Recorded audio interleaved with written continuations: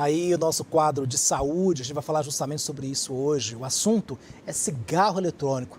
O produto que é proibido no Brasil pela Anvisa por fazer mal à saúde e desenvolver problemas cardíacos e pulmonares, além do câncer, pode ser adquirido facilmente, viu, gente? Mas será que quem tem costume tem ideia dos perigos aos quais estão expostos? O Conselho Regional de Farmácia também é contra a liberação, viu? E para falar sobre esse assunto, eu recebo aqui no estúdio hoje ao vivo o diretor secretário do Conselho Regional de Farmácia de Goiás, Daniel Jesus. Bom dia, muito obrigado pela participação aqui com a gente. Bom dia, é um prazer estar aqui. Bom, queria já então começando justamente falando sobre isso, né? Muita gente aí utiliza desses cigarros, mas eles fazem muito mal, né? Sim, ele veio ali no começo dos anos 2000, né, na Inglaterra, exatamente para provar o contrário. Eles queriam um dispositivo que substituísse o cigarro comum, o cigarro de papel, que a gente já conhece os males desde ali da década de 80 e 90, e extensivas, né, campanhas para a cessação desse costume, acabou. Mas o que se observa é que a presença desses cigarros, muitas vezes, ele pode ser tão danoso ou às vezes até mais danoso do que o cigarro de papel, principalmente pela qualidade do produto. No Brasil, o fato de ser proibido talvez até piore, porque não existe nenhuma regulamentação e a maioria desses produtos consumidos aqui no Brasil vem de descaminho, contrabando e de fontes extremamente suspeitas, muitas vezes muito piores do que as homologadas, como é na Europa e nos Estados Unidos. Pois é, doutor Daniel, já existe inclusive um projeto de lei que tramita na Câmara Federal, na Câmara dos Deputados em Brasília, que é o 5.000 de 2023, que inclusive prevê a regulamentação desse tipo de dispositivo. Como é que órgãos, né, como o próprio Conselho aí vê uma medida como essa? Eu acho que tudo tem que ser feito da maneira mais técnica possível. A proibição, eu concordo que ela às vezes não resolve. Adianta proibir bebida alcoólica, mesmo a gente sabendo que a bebida alcoólica tem males, né, e provoca males à população? Não adiantaria. São formas educativas. Adiantaria proibir o cigarro de papel? É muito complicado. Conseguimos, no Brasil, nos últimos 20 anos, diminuir bastante o consumo do cigarro de papel com pelo menos educação. Proibir ali em alguns ambientes, né, doutor Daniel? Sim, eu acho que tem que regulamentar, igual regulamentamos o cigarro de papel, que era uma bagunça. Você é jovem, mas você não lembra. A gente ia em qualquer boteco. Olha que eu lembro. Rapaz, o cabelo cheirava há muito tempo. Não, eu também não vou falar a minha, mas eu sei. Era muito complicado. Eu ia em boates e a gente voltava para casa com a roupa toda... Você fumava mais do que a pessoa que... O tal do fumante passivo, né? E o cigarro eletrônico, ele não tem esse inconveniente. Então isso aumenta o consumo. A pessoa consome dentro do carro, ela consome em qualquer lugar, no banheiro. E o pior, né? O consumo do cigarro eletrônico está aumentando muito na população muito jovem. Crianças aí de 14 anos, 15 anos já estão consumindo isso. Os Estados Unidos notaram, por exemplo, que... parece que 40% dos adolescentes já haviam, pelo menos, experimentado esse tipo de dispositivo, que, regulamentando aí, sim, seria bem proibido para essa faixa de idade. Doutor Daniel, e aí pode vir o que depois aí? Pode vir um câncer, né? O câncer, nós não temos essa relação para esse cigarro, porque ele é novo. Quando a gente tem um dispositivo novo, não é que ele é seguro ou não seguro. Quer dizer que ele é novo. Quer dizer que o que ele vai causar de mal, o tempo de uso vai falar. Né? Apesar de que a gente tem menos substâncias nele, nós temos aí basicamente a glicerina, o propilenglicol, uma essência e a nicotina, ele teria menos possibilidades estatísticas de provocar câncer, como o de papel, que tem 5.000 na queima do tabaco.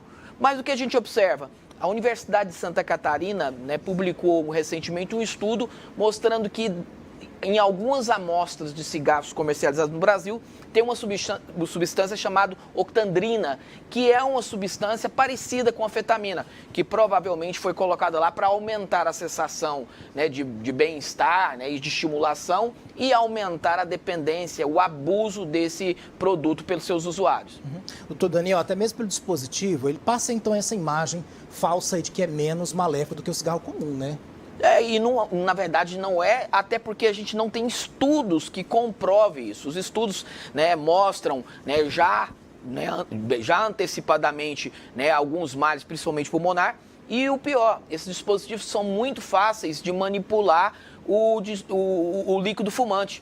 A pessoa teve uma febre, por exemplo, de problemas de DPOC em jovens nos Estados Unidos e descobriram que foi devido a uma divulgação de vitamina E no interior, porque essa vitamina E daria um barato, daria uma sensação, né? Eles usam óleo de cannabis, misturando, contaminando isso, né? Eles usam outros dispositivos, outras drogas, né? Naquele processo. Então isso é fácil. O cigarro comum, não tem como você colocar droga ali. Até que tem, mas é mais difícil do que o cigarro eletrônico. Então isso aumenta o risco, porque os estudos que foram feitos lá na Grã-Bretanha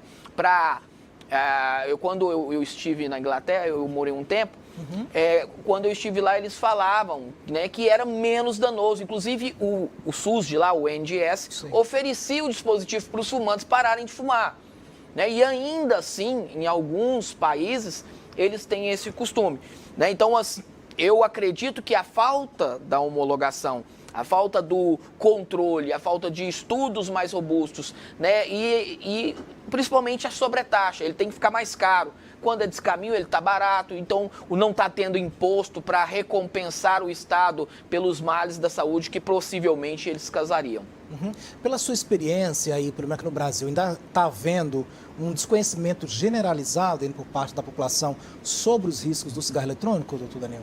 Eu acredito que sim, mas eu acredito que falta também educação. A maioria das pessoas hoje tem acesso à internet e na internet está chovendo de pequenas informações sobre os males do cigarro eletrônico. Tem muito. Mas, né, não tem adiantado, porque a gente vê que está aumentando. A proibição não está adiantando muito, porque está aumentando. Então a gente precisa então de ações mais coercitivas, né? Que a fotinha do cigarro de papel ajuda a pessoa a não fumar? De alguma forma ajuda. Depois que se parou, né, de incentivar, né, o cigarro, por exemplo, eu lembro do Senna, eu lembro do Marlboro. Está faltando campanhas de conscientização? Sim, eu acho que campanhas, né, educação na escola, né, com informações reais, né, e são indústrias muito grandes. A gente às vezes acha que essas indústrias de dispositivos são indústrias pequenas, não, são indústrias bilionárias, né, e que tem também, às vezes, uma concorrência ou uma coerência com as indústrias do tabaco comum.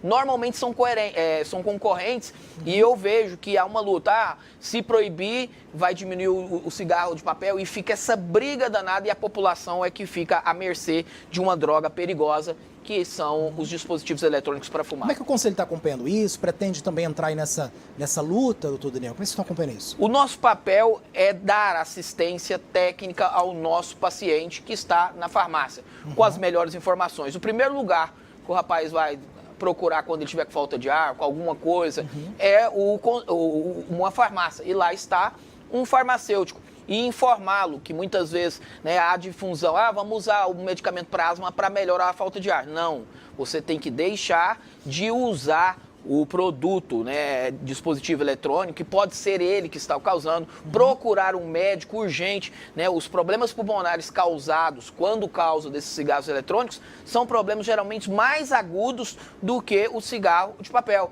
Normalmente o cigarro de papel ele traz os problemas num nível de tempo mais lento, arrastado, enquanto os cigarros eletrônicos, devido até à facilidade de uso, o cara consegue utilizar isso o dia inteiro sem se sujar, sem ter resíduo externo, ele pode ter gravidades, né, maiores e mais agudas ou mais rápidas do que o cigarro de papel. Doutor Daniel, já me pediram aqui para encerrar a entrevista, mas uma última perguntinha rapidinho, porque a gente percebe que inclusive esses dispositivos são utilizados por várias bocas ao mesmo tempo, outro risco. Boa pergunta. O cigarro eletrônico normalmente é compartilhado, o cara tem a pendrive dele lá. Pois é, né, cada um botando na boca do mesmo. Aí segura, e esse costume aumenta o risco. Além dos riscos relacionados, os riscos de infecções transmitidos pela saliva, como a herpes, que são doenças. A herpes é doença incurável, viu? Não tem cura, o tratamento é complicado, pode, né, ter contaminantes bacterianos, né, contaminantes fúngicos, e então aumenta mais ainda os riscos relacionados ao uso desses dispositivos. Tá certo. Conversamos com o Daniel Jesus, ele que é diretor-secretário do Conselho Regional de Farmácia do Estado de Goiás. Queríamos mais uma vez agradecer a presença sua aqui. Muitíssimo obrigado. Muito bem-vindo. Bom final de semana. Você também. Obrigado.